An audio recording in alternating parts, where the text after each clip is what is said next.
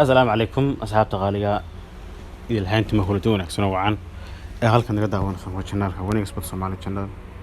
fadlan inta ay boqoshaad ugu horeysan soo boqotay channelka subscribe noo saar gambalelkana furo say marba ku soo gaadhaan waxyaalaha aan soo gelino barteeda page ku leenahay YouTube-ka iyo Facebook-ba subscribe nagina weyn iyo like comment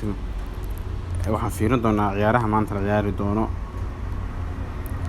kuwa FIFA World Cup qualification-ka oo aan dhowr ciyaar ku fiirin doonaa marka